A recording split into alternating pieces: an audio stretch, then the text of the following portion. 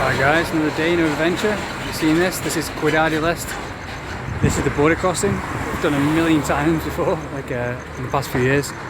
You've seen this? I have this border crossing all to myself. There's no one walking across here. I'm the only one walking across here. So that's Paraguay there, Brazil that way, and Argentina that way.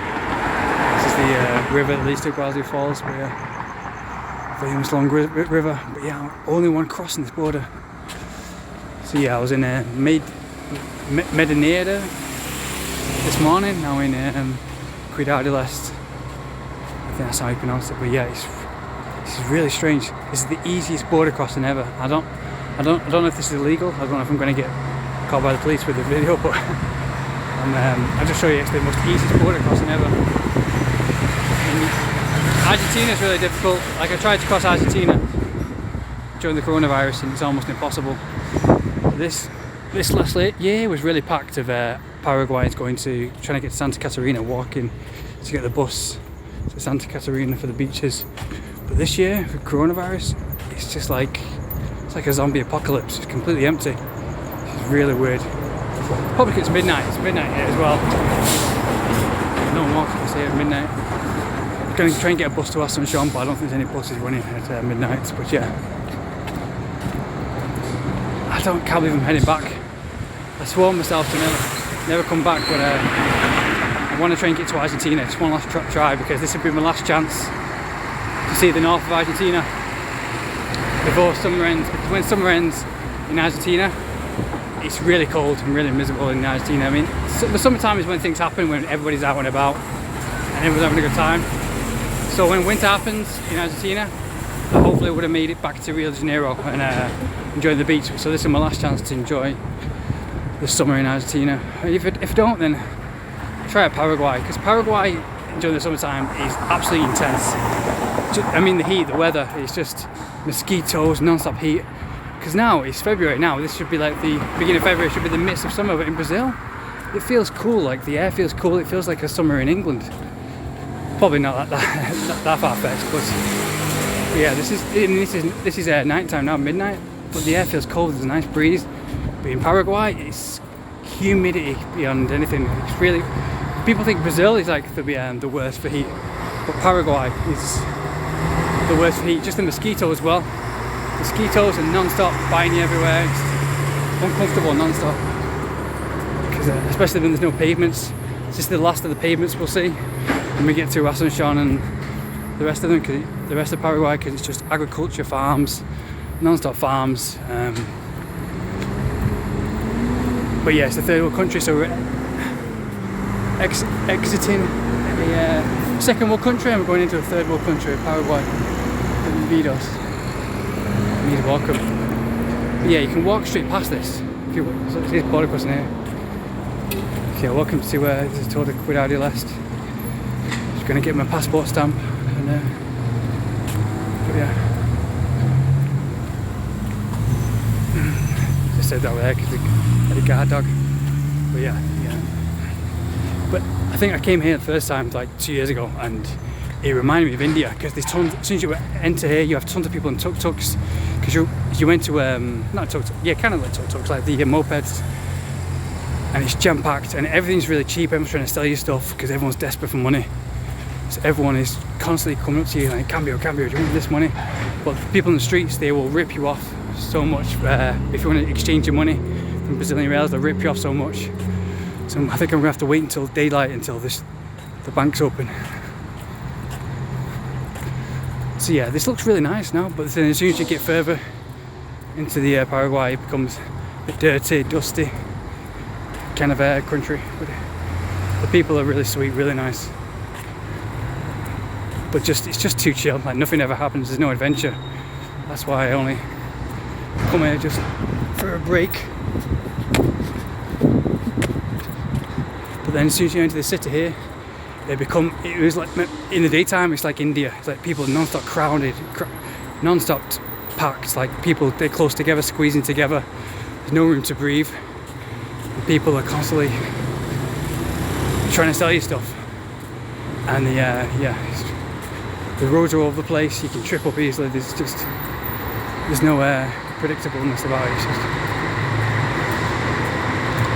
But then when you get further into the city, you see the parks, and it looks like USA, some kind of like small town, quaint town in USA, and that comes really nice. But if you went to the downtown Asunción, it looks a bit like war-torn Iraq a bit. So yeah. But then if you get to the nice parts of Asunción, it looks like upscale USA, so there's no in between. So yeah, I'll put this one down there.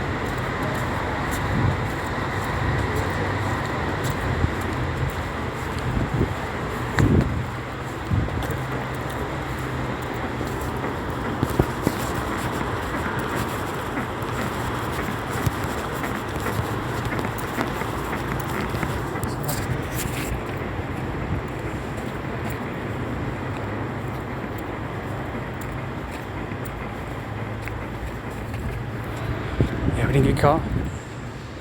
Yeah, so that was it. We just crossed over. That's where you're supposed to get your passport stamped. So I have to go back there and get my passport stamped, but I just have to change my money.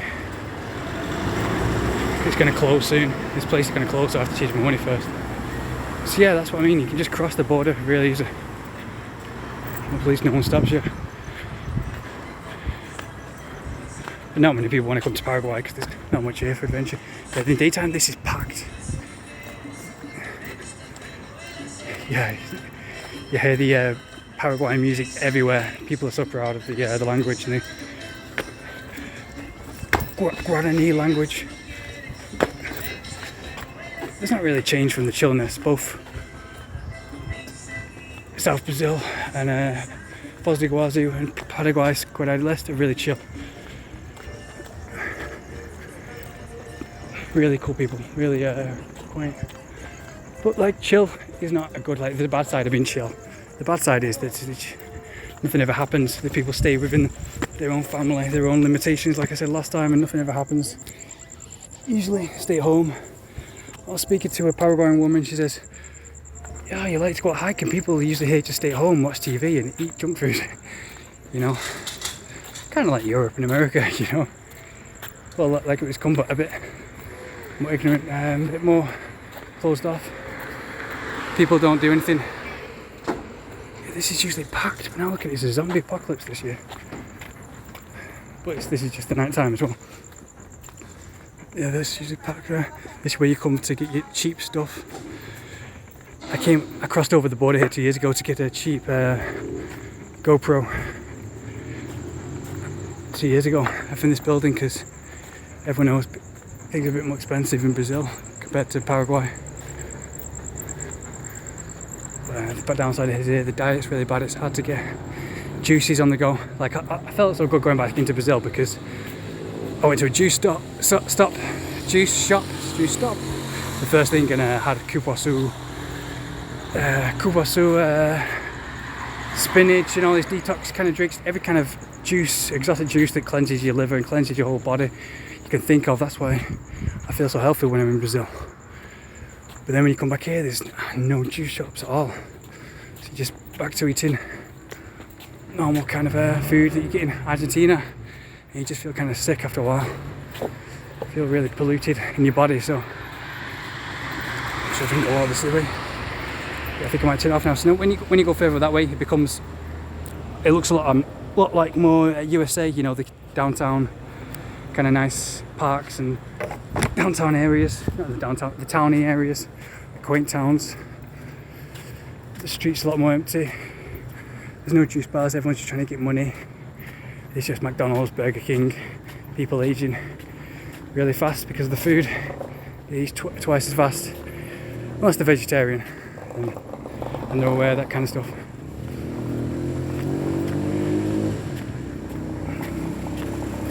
But yeah, nothing ever happens in Paraguay. And that's why it's really easy to cross the border. Because the crime's pretty low. Except for if you go downtown, if you go near Costanera Beach in Asunción, that's where it gets dangerous. I got robbed there and tackled to the ground.